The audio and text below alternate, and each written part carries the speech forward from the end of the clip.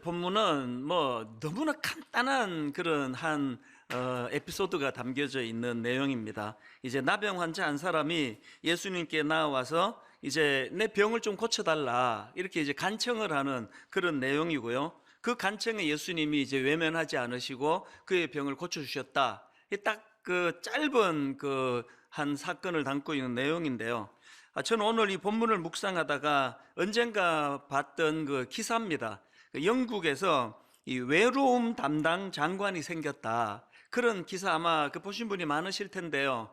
그 외로움을 담당하는 장관이 뭐냐? 참 흥미롭게 봤던 기억이 있습니다.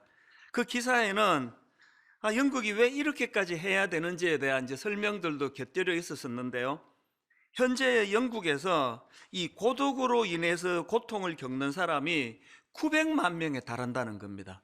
어마어마한 사람들이 지금 이 고독이라는 그런 것 때문에 고통하고 있고요. 그런가 하면은 그 기사에서 이제 연구 결과 하나를 인용을 하는데요. 이 고독으로 겪는 고통이 얼마나 이게 치명적인가 하면은 이 사회적 단절로 인해 생기는 고독과 외로움의 고통이 어떤 사람이 매일 담배를 하루 15개비를 피우는 것만큼이나 건강에 해롭다. 이게 이제 얼마나 그 사람에게 해로운 건가를 강조하는 그런 연구 결과 아니겠습니까? 그래서 이제 이 격리로 인한 고독과 외로움이 그만큼 이게 악영향을 미치는데 수많은 현대인들이, 그래서 영국에 이렇게 고통하는 사람이 900만 명이나 되는데 아니 어떻게 외로움 담당 장관을 세우지 않을 수가 있겠느냐, 뭐 그런 내용이 이제 기사에 있었는데요. 제가 오늘 본문을 묵상을 하다가 왜 그 기사가 떠올랐냐 하니까 이 나병 환자와 관련된 레위기 13장 45절 46절 말씀입니다. 나병 환자는 옷을 찢고 머리를 풀며 윗입술을 가리고 외치기를 부정하다 부정하다 할 것이요 병 있는 날 동안은 늘 부정할 것이라. 그가 부정한즉 혼자 살되 진영 밖에서 살지니라. 그래서 저는 이 성경에 나오는 나병 환자에 대한 이미지 하면은 이게 이 격리, 혼자 살되 진영 밖에서 살지니라. 이런 점에서 이제 오늘 본문에 그 예수님을 찾아온 나병 환자가 가졌던 고통이 한 몇 가지 되겠다, 이게 추측해 볼 수가 있는데요. 그 첫 번째 고통이 고독입니다. 외로움입니다. 그 나병에 걸린 환자 입장에서 지금이야말로 진짜 그 부모의 위로가, 또 형제들, 또 가족들의 격려가 절실히 필요한 때 아닙니까? 그런 상황인데 혼자 살되 진영 밖에서 살지니라. 뭐 이게 뭐 이 얼마나 엄청난 고독을 가졌다 주었겠습니까? 제가 얘기를 들어보니까요, 이제 외국을 다녀와 가지고 2주간을 이제 격리를 하는데 어떤 사람은 죽을 것 같이 힘들대요. 이 격리라는 게 그렇게 힘든 거예요. 이 나병 환자의 고통이 어떤 것인가 뭐 짐작할 수 있을 것 같고요. 또 그런가 하면은 이 나병 환자들이 이 사람에게 나아갈 때는 손으로 윗입술을 가리고 부정하다 부정하다 이런 것들을 외쳐야 되니까 그 뭐 자존감이 다 무너지는 거 아닙니까? 얼마나 수치스러웠겠냐고요. 그리고 뭐 미루어 짐작해 볼 수 있는 건 뭐 오늘이나 그때나 알지도 못하면서 함부로 그 정죄하는 사람이 얼마나 많았겠습니까? 무슨 짓을 저질렀길래 저런 저주받은 병에 걸렸냐고. 그 수치심은 이런 말로 다 못했을 것 같습니다. 그런가 하면은 또 한 가지, 그 당시 나병은 뭐 불치의 병으로 알려진 병이니까 그들이 가진 절망적인 고통이 뭐겠습니까? 장래에 대한 두려움이에요. 희망이 없는 거 아닙니까? 오늘 본문에서 절박하게 예수님을 찾아 호소하는 이 나병 환자가 갖고 있었던 이런 그 삼중고, 세 가지 그 겹치는 고통이 그런 절박함으로 예수님을 찾게 만드는 도구가 됐는데요. 그래서 이제 오늘 본문에 보면은 예수님께서 이런 아픔을 가진 나병 환자를 외면하지 않으시고 그를 고쳐주셨다.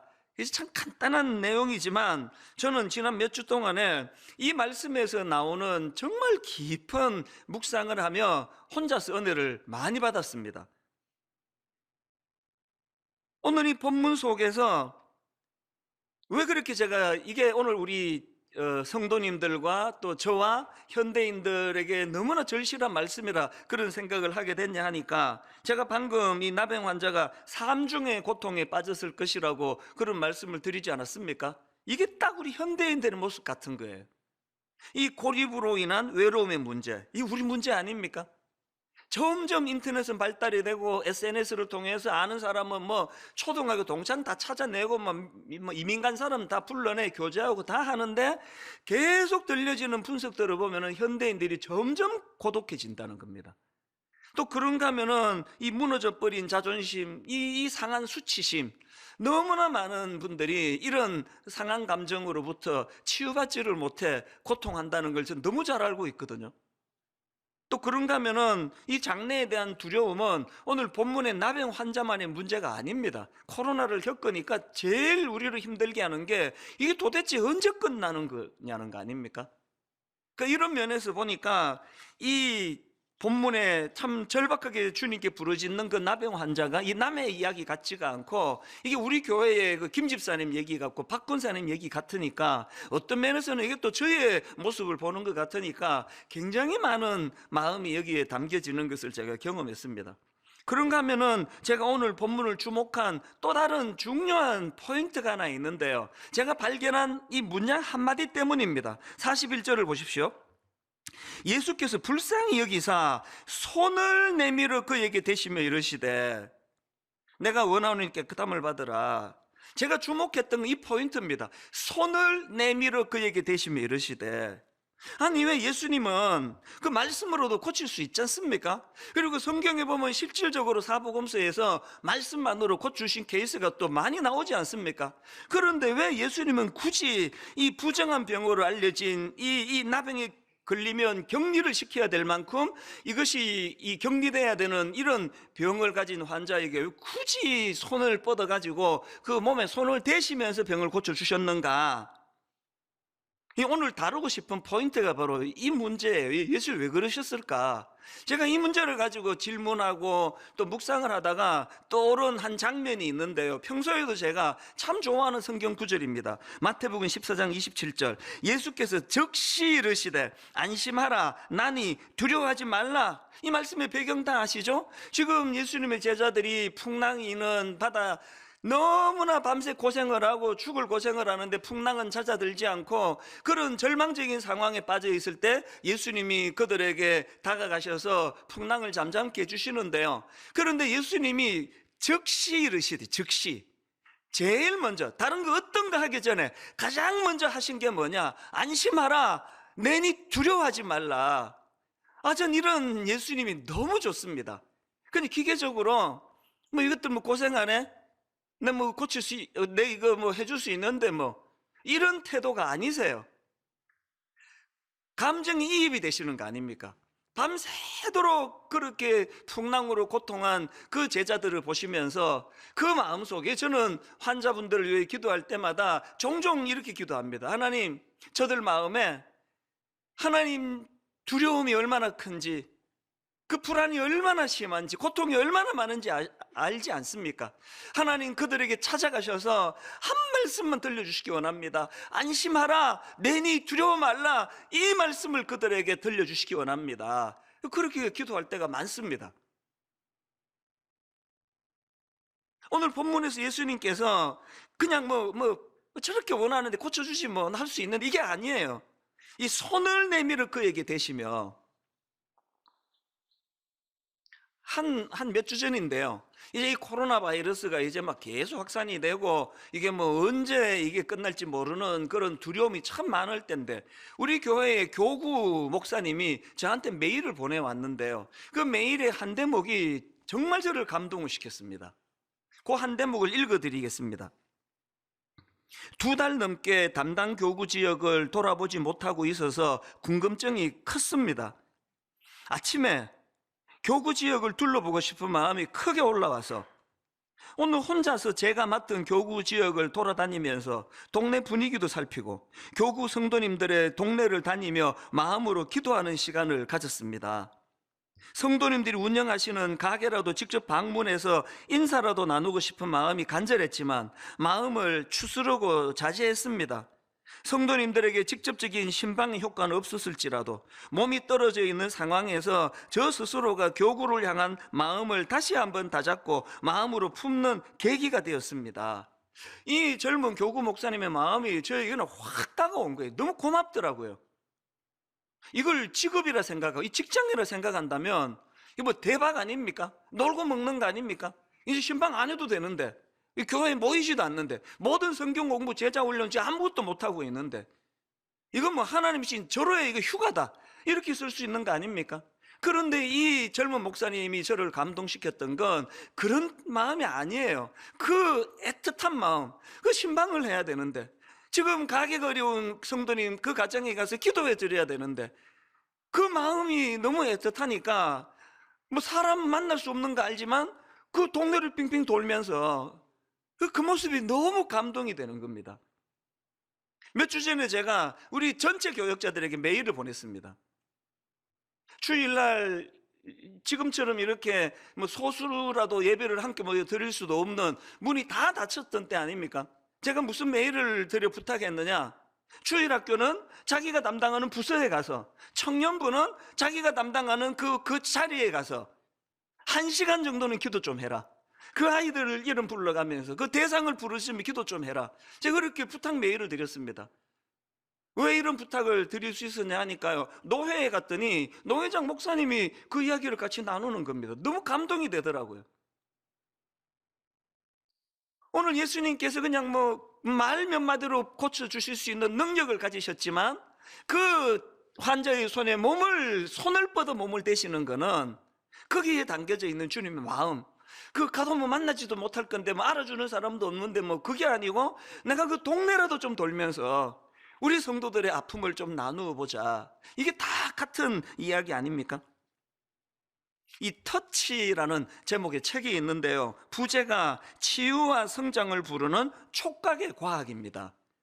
저자는 미국의 소아과, 심리학과, 정신의학과 교수인데요, 이 책에서 주장하는 몇 가지 중에 강렬한 주장이 뭐냐, 사람은 하루에 필요한 터치의 양이 있다는 거예요. 그러니까 저나 여러분 모두가 다 하루에 우리가 받아야 될, 또 누군가에게 줘야 될 터치의 양이 있다. 왜 그러냐? 터치는 사람에게 성장, 뇌파, 호흡, 심장 박동 이런 거에 긍정적인 영향을 미치고 스트레스와 불안을 줄이게 만드는 도구라는 겁니다. 이게 전문가 교수님이, 정신의학과 교수님이 쓴 책이에요. 그러면서 이제 이분은 미국 사람이니까 자기 사회에 대한 아쉬움을 피력을 해놓았는데 몇 구절 읽어드릴게요. 터치가 지닌 결정적으로 중요한 기능이 많은데도 불구하고 적어도 미국에서는 어린이의 대부분이 아주 어린 나이에 자신의 터치 행위를 제한하도록 사회화한다. 또 이런 대목도 있습니다. 청소년기에 이르면 그들은 육체적 친밀감을 조심해야 한다고 배우며 터치보다는 얼굴 표정이나 말로 자신을 표현해야 한다고 배운다. 아니 난 너무 화가 나는 거예요 이게. 그 못된 그 인간들 때문에, 성추행하고 이런 인간들 때문에 온통 교육이라는 게 이걸 다 죽여놓는 거예요. 그래서 절대로 모르는 사람이 너한테 다가가고 뭐 손을 잡거나 이런 거 용납하지 마라. 이게 미국에서 가르치는 일이라는데 우리나라는 안 그렇습니까? 어디? 제가 여러분 19년 전에 청소년 사회 갈 때는요, 그 중등부 특히 그 꼬맹이들 1학년 2학년 이런 애들 할 때는 뭐 남자애 여자애 가리지 않고 뭐 등 두드려주고 손잡아주고, 예배 시간에 입구에서 기다렸다가 어른들 지나갈 때는 그냥 뭐 인사만 하지만 얘들은 일부러 등을 두드려주고, 어떤 애는 격려가 필요한 애는 막 손을 꼭 잡아주면서 잘 왔다고 격려하고, 어떨 때는요 이제 저학년 애들일 때는 가능했지만 뺨을 이렇게 막 내가 부비면서 진짜 놀라운 하나님의 형상이다 그러면서 애들을 막 그렇게 격려하고, 그런 그게 제 청소년 사역이었거든요. 지금 그랬다가는 큰일 납니다. 뭐 바로 이건 뭐 난리가 날 거예요. 누가 이렇게 삭막하게 만들었냐고요. 그 저는 지금도 이제 계속 우리 아이들을 보면은 등 두드려주고 했던 게 습관이 돼가지고요, 지금도 우리 교회 직원들을 보면은 이게 습관이에요. 손이 무의식적으로 나가요. 한 번은 제 아내하고 이제 같이 있는데 우리 청년 직원이 있어 만나가지고 이렇게 어깨를 툭 두드려줬더니 그 청년 가고 나서 저보고 경고를 하더라고요. 어깨 두드리지 마세요. 오해합니다. 오해받습니다. 아, 근데 그 말이 참 슬프더라고요. 또 부인할 수가 없으니까. 이게 또 뭐 문제 삼으면 문제 삼아지는 참 삭막한 세상에 살고 있으니까 우리가 이제 잃고 있는 게 뭡니까? 그래서 그 책에 보면은요, 이런 어릴 때부터 이런 교육을 받다 보니까 미국 사람들이 전부 거기에 보니까 그 책의 챕터 1, 제일 그 일과 소제목이요, 터치의 굶주림, 이렇습니다. 터치의 굶주림. 내용을 한번 들어보세요. 그렇지만 이상하게도 어른으로서 우리는 상당히 개인적이고 감상적인 방식으로 터치에 대해 말한다. 너의 말이 나를 깊게 터치했어. 그리고 또 이런 그 터치에 굶주린 미국 사람들을 그 대상으로 한 그 광고, 텔레비전 광고가 그걸 반영한다는 겁니다. 그러면서 예를 들기를 미국의 AT&T라는 광고 회사가 있지 않습니까? 그 광고 회사에 그 이런 내용이 있답니다. 손을 뻗어 누군가를 터치하라. 이게 지금 이 터치에 목마른 사람들을 겨냥한 광고 아닙니까? 또 잔슨앤잔슨이라는 로션 만드는 회사의 광고 문구도 이런 광고가 있답니다. 그들의 오늘을 터치하라. 그들의 내일을 터치하라. 이게 전부 지금 터치에 굶주려져 있는 미국 사람들, 현대인들의 모습을 지금 반영한 거 아니냐. 그 책에서 이런 내용을 다루고 있는 거거든요. 이런 점에서 저는요, 오늘 이 본문 말씀에 그 예수님의 참 그 상실감에 빠져 있는, 그리고 격리로 인한 고독과 외로움에 굶주려 있는 그 나병 환자를 터치해 주시는 그 주님을 보면서요, 제가 이 본문을 묵상하다가 헨리 나우엔이 쓴 책입니다. 돌봄의 영성이라는 그 책에 나오는 한 대목을요, 내가 옮겨 적어가지고 요즘에 이거를 제가 들여다보고 묵상을 하고 있습니다. 그 책에 어떤 내용이냐, 화면으로도 부탁을 드렸는데요, 이런 내용입니다. 당신의 고통이 보입니다. 내가 그 고통을 없애줄 수는 없지만, 당신을 혼자 두지 않겠습니다. 저는 이게 우리 예수 믿는 사람들이 구호라고 생각을 합니다. 당신의 고통이 보입니다. 내가 그 고통을 없앨 수는 없지만 당신을 혼자 두지 않겠습니다. 오늘 저와 여러분이 정말 우리가 이런 저 책에 나와 있는 그 메시지와 같은 삶을 노력을 하셔야 되는데요, 그러기 위해서 오늘 이 41절에서 예수께서 불쌍히 여기사 손을 내밀어 그에게 대시며 이르시되, 이 은혜를 갈망해야 된다는 사실입니다. 이제 좀 더 구체적으로 이렇게 예수님께서 말씀만으로도 충분하신데 손을 뻗어 그를 그 터치하셨던 예수님의 이 모습을 좀 더 분석하기를 원하는데요, 이 예수님의 터치가 어떻게 가능했나, 이 두 가지 전제를 제가 발견을 한 겁니다. 두 가지 전제 중에 첫 번째 전제가 뭐냐, 예수님의 터치가 어떻게 가능했나, 그것은요, 예수님의 동정심으로 인한 감정이입이 있었기 때문입니다. 자, 41절을 자세히 한번 보십시오. 예수께서 불쌍히 여기사, 그래서 나온 게 손을 내밀어 그에게 대시며 이르시되예요. 예수님의 불쌍히 여기사, 이게 동력이 있었기 때문에 손을 내밀어 그를 터치할 수 있었다는 겁니다. 근데 저게요, 우리말 성경으로 번역이 조금 약합니다. 여기 나와 있는 불쌍히 여기사 이렇게 번역하기에는 이게 굉장히 센 단어예요. 헬라어로 여기 나와 있는 불쌍히 여기사는 스플랑크니조마이라는 단어인데요, 이 단어의 어원인 스플랑크노는 내장, 심장, 폐, 이런 장기를 뜻하는 단어예요.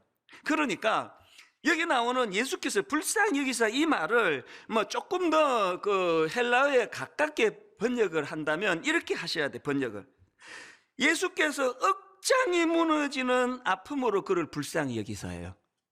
그냥 뭐 에이구 참 안 됐네 뭐 이거 아니에요. 억장이 무너지는 거예요. 내 심장이 그것 때문에 아픔을 느끼는, 그게 그를 터치하게 만들었다는 겁니다. 제가 여기에 1번의 그 큰 제목을 두 단어로 썼잖아요. 동정심으로 인한 동정심, 그 다음에 감정이입. 제가 이 사전을 찾아봤거든요. 동정심이라는 단어가 사전적 의미로 이렇게 해석이 됩니다. 남의 어려운 처지를 안타깝게 여기는 마음, 이게 동정심이고요. 그런가 하면 감정이입은 사전적 의미로 다른 사람의 감정을 이해하는 능력.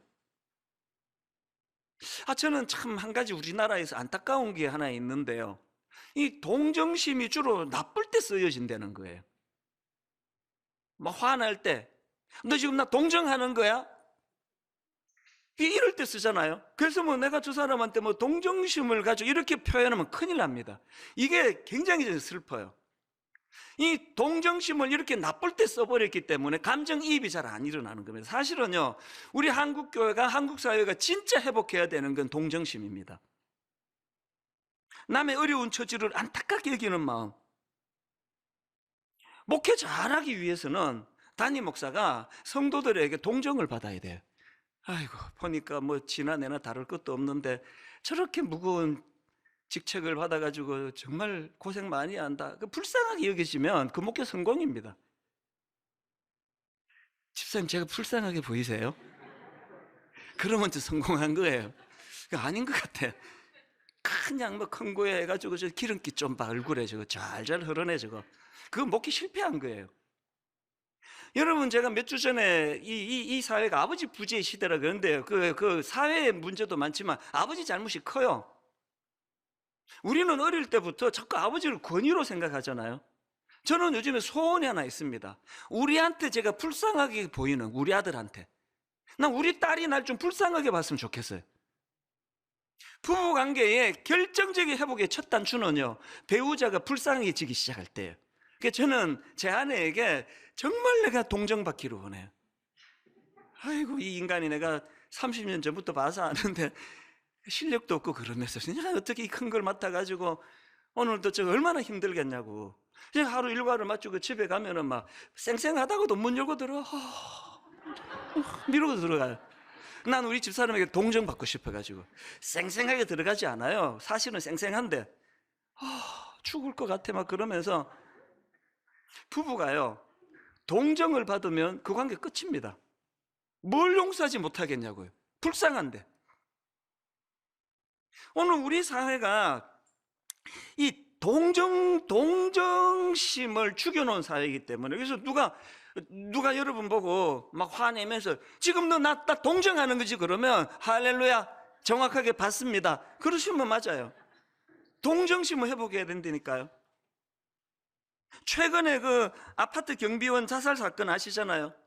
그 경비원이 그 입주민에게 폭행을 당하고 끔찍한 일을 당했다, 그렇게 유서를 쓰고 자살을 했는데요. 그것도 제가 참 마음이 아팠지만 저는 그 다음에 뉴스를 보다가 눈물이 그릉그릉해졌습니다.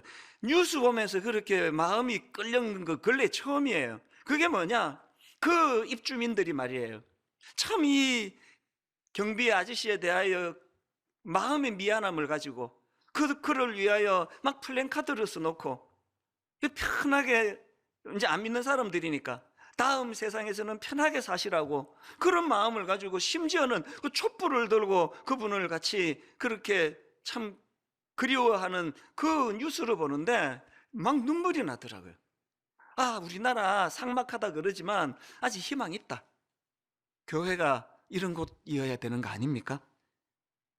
우리가 이걸 회복해야 되는데, 그러기 위해서는요, 히브리서 4장 15절을 잊으시면 안 됩니다. 우리에게 있는 대제사장은 우리의 연약함을 동정하지 못하시리가 아니요. 그 나병 환자처럼 우리가 먼저 이 주님의 동정을 받아야 돼요.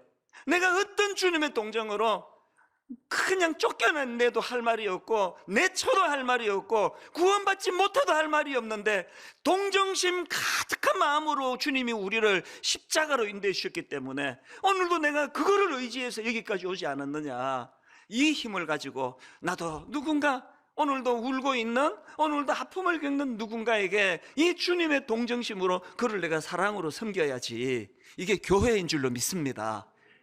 그런가 하면은 두 번째가 더 중요합니다. 예수님의 터치가 어떻게 가능했는지 아십니까? 그것은요, 치유 능력에 대한 예수님의 자신감 때문에 그렇습니다. 이런 의미에서 저는 42절이 참 은혜가 되는데요, 곧 나병이 그 사람에게서 떠나가고 깨끗하여진지라. 이게 왜 이렇게 중요한 의미가 일어나느냐, 여러분 아까 말씀드렸잖아요. 왜 격리를 시켜버립니까? 부정해질까 봐. 요즘에 제가요, 옮겨 적어놓고 묵상하는 그 문장 몇 개가 있는데 그 중에 하나는 고신대 우병웅 교수가 쓴 글인데요, 내용이 이렇습니다. 화면으로도 좀 부탁을 드렸는데 보십시오.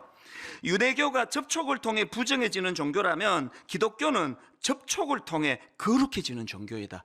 이거요, 이 여러분 다 옮겨적이고 다 묵상하셔야 될 내용이에요. 어마어마하게 깊은 내용 아닙니까? 유대교가 접촉을 통해 부정해지는 종교라면 기독교는 접촉을 통해 거룩해지는 종교이다. 그리고 또 제가 옮겨놓고 묵상하는 글 하나가 더 있는데, 숭실대 김혜건 교수님 책에서 발견한 문장인데 이것도 한번 들어보십시오. 유대교가 그토록 집착했던 깨끗함은 복잡한 정결 예법과 율법 준수를 통해서가 아니라 예수님의 동정심과 그 동정심 가득 찬 접촉을 통해서 일어납니다. 너무 내 마음에 와닿고 너무 마음에 가책을 느끼는 글이에요. 여러분, 유대교가 그토록 집착했던 깨끗함은 그렇게 복잡한 정결 예식과 율법 준수를 통해서 일어난 게 아닙니다. 그 유대교 율법을 지켜야 된다고 그랬으면 그 사람 앞에 다가온 나병 환자는 돌에 맞아 죽었어야 돼요. 고침 못 받습니다. 여러분, 그 절망 속에 빠져있던 한 생명이 그렇게 기뻐 치유를 받을 수 있게 된 건 유대교가 그토록 집착했던 정결 예법과 율법 준수가 아니라고 한다면, 오늘 여러분은 지금 유대교 신자입니까? 기독교 신자입니까? 인터넷을 난무하는 끊임없는 정죄와 끊임없는 비난과, 여러분, 불교가 그렇게 합니까? 천주교가 그렇게 합니까? 유튜브에 떠돌아다니는 말로 다 할 수 없는 내부 총질, 너무너무 그냥 논리를 가지고. 저는 정진영 목사님 그 일이 터졌을 때 절망했던 사람이에요. 젊은 목사가 말 실수한 거 맞습니다. 애쓰는 분들 기분 상하게 하는 거 맞습니다. 근데 그걸 목사 면직시켜라고까지 항의할 정도라고 생각하지는 않거든요. 만약에 오늘과 같은 논리라면요, 오늘 본문에 나오는 나병 환자는 돌에 맞아 죽는 게 너무나 정확한 공의예요. 그게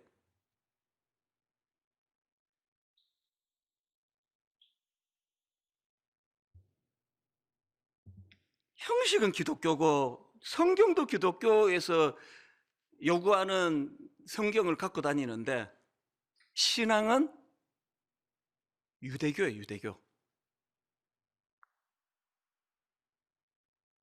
오늘 우리가 이런 의미에서 정말 그리스가 이걸 왜 이걸 옮겨 적어 놓고 계속 저 자신에게 이걸 묵상을 하느냐고요. 유대교가 그토록 집착했던 깨끗함은 복잡한 정결 예법과 율법 준수를 통해서가 아니라 예수님의 동정심과 그 동정심 가득 찬 접촉을 통해서 일어난다고 한다면, 오늘 교회가 살아날 수 있는 유일한 비결은 바로 이 내용을 집대성해 놓은 한 도구, 십자가 앞으로 가야 돼요. 십자가는 논리가 아닙니다. 십자가는 자격 유무를 따지는 도구가 아닙니다. 그 은혜를 먼저 우리가 경험하고, 그리고는 우리가 오늘 세상 곳곳 썩은 곳을 다니면서 우리가 그것을 터치할 때 그것 때문에 내가 악해지는 게 아니라 나의 하나님의 이 거룩하게 인정해 주신 은혜로 말미암아 그것들을 깨끗하게 만드는, 그래서 이런 말 흔히들 하잖아요. 어둠을 탓하지 말고 한 자루의 촛불을 들어라. 뭘 탓할 이유가 없지 않습니까?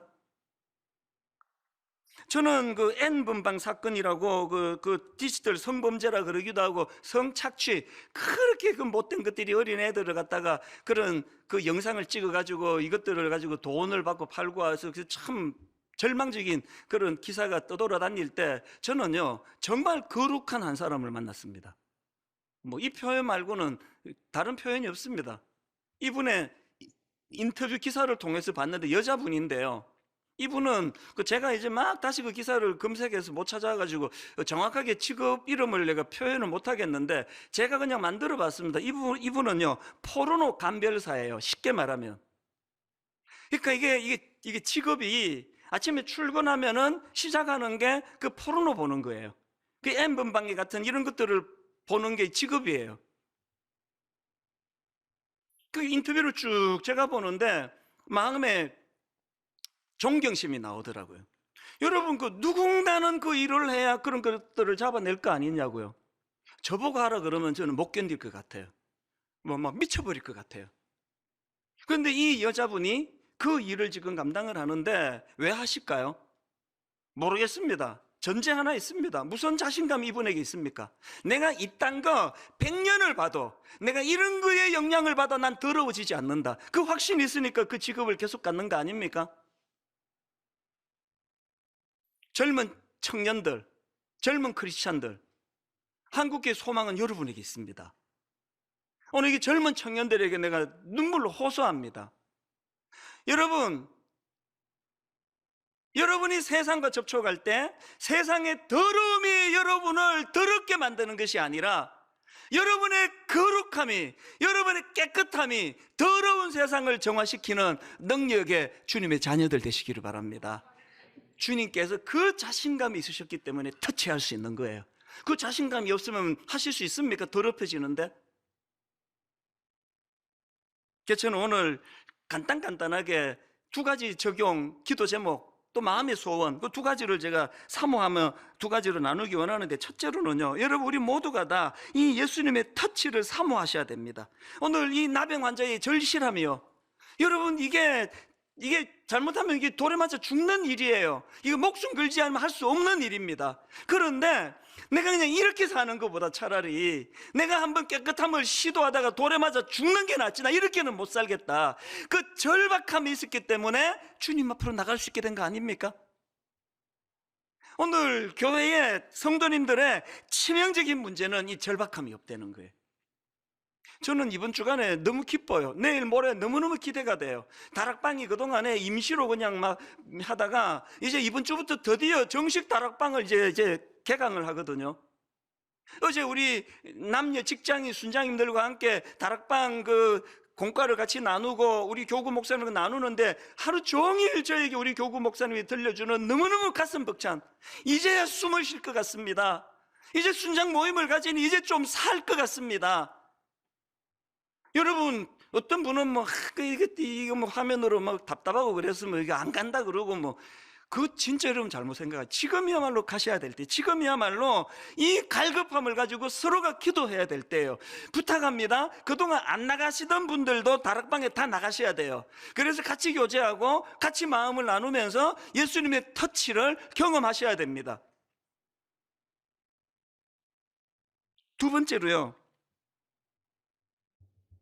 그렇게 첫 번째가 그렇게 예수님의 터치를 갈망하고 사모해야 된다면, 두 번째는 그 터치의 능력을 주변에 전달하자는, 주변에 전하자는 겁니다. 누가복음 6장 36절, 너희 아버지의 자비로우신 같이 너희도 자비로운 자가 되라. 마태복음 5장 7절, 긍휼히 여기는 자는 복이 있나니 그들이 긍휼히 여김을 받을 것이며. 이 사랑의 선순환 아닙니까? 내가 먼저 하나님 아버지의 자비로우심으로 말미암아 거룩한 주님의 자녀가 됐으니 나도 연약 그 누군가를 향하여 이 긍휼을 내가 흘려보내줘야 되겠다. 그랬더니 또 긍휼을 베푸는 자에게 주님의 긍휼하심이 또 일어나는 게 이 사랑의 선순환입니다. 그런가 하면 다시 부탁하는데요, 다락방 모임에 그 컴퓨터 화면으로 막 얼굴 막 10개 쪼개가지고 내 답답해가지고 안 간다고. 조금만 지나면 익숙해집니다. 그리고 또 지금 애들이 학교를 안 가가지고, 학교 안 가면 옆에 앉혀놓고 하세요. 그냥 걔가 뭐라 그럽니까? 어떻게 해서든 핑계 대지 말고 같이 모여. 그런가 하면은 마지막으로 저는 가평 우리 마을, 지난 화요일 날 우리 교역자들한테 내가 이런 이야기를 했어. 이찬수 목사가 꿈이 하나 있는데, 가평 우리 마을은 그냥 꿈은 딱 하나다. 우리 성도님들이 이 메마르고 각박한 세상을 살다가 한 1년 2년 지나고 6개월 지나고 나면 내가 답답해 못 살겠다, 가평 우리 마을에 한번 또 다녀올 때가 됐네. 저는 가평 우리 마을이 이런 마을이 되기를 원합니다. 복잡한 거 무슨 현란한 거 없습니다. 그냥 이제 내가 거기 한번 다녀와야 되겠다. 그래서 여러분 좋은 아이디어를 계속 좀 구하는 거거든요. 어떻게 하면은 가평 우리 마을이 그런 마을이 될 수 있을지. 그리고 여러분이 이제 오늘 그 주보에도 나오고 홈페이지도 올려드렸는데요, 가평 우리 마을 총괄 디렉터를 모집합니다. 직원서부터 세상과는 차별화된 바로 이 긍휼함으로 무장된 그런 분들이 잘 생길 수 있도록 좋은 직원. 그래서 오늘 저는 오후에 또 우리 청년부 몇 명 만나자 그랬습니다. 제가 그 손을 내밀었습니다. 이런 거 놓고 우리 같이 좀 대화 좀 하자. 결론을 냈습니다. 찬양 하나만 소개해드리고 마치기 원하는데요.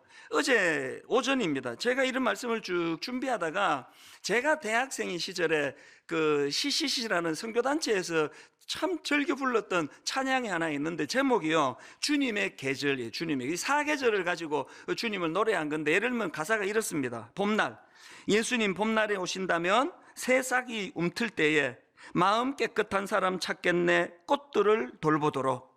여름, 예수님 여름에 오신다면 태양이 뜨거울 때 사랑 넘치는 사람 찾겠네, 온 세상 녹이도록.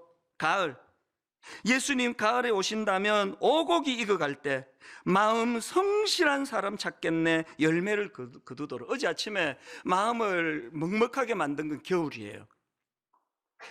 예수님 겨울에 오신다면 온 세상 차가울 때 마음 따뜻한 사람 찾겠네, 추위를 녹이도록. 오 주를 찬양하세, 고난의 겨울에 우리 찾으러 오신다네. 지금이 겨울 아닙니까? 조금 전에도 연로하신 권사님이 기도 부탁하러 오셨는데 병원은 못 가고 계세요. 너무너무 힘드시니까. 오늘 여러분 그 격리로 상징되는 본문의 그 나병 환자처럼 너무너무 외롭고 고독하고 수치심에 자존심이 무너지고, 그리고 이게 어떻게 되는 건지 알 수 없는 그 많은 사람들에게 찾아오시는 주님. 그런데 예수님은 그런 은혜로 변화된 우리를, 주님 겨울에 오신다면 마음 따뜻한 사람을 찾겠네. 마음 따뜻한 사람, 어떤 사람입니까? 아까 읽어드린 거, 당신의 고통이 보입니다. 내가 그 고통을 없애줄 수는 없지만 당신을 혼자 두지 않겠습니다. 이 따뜻한 사람이에요.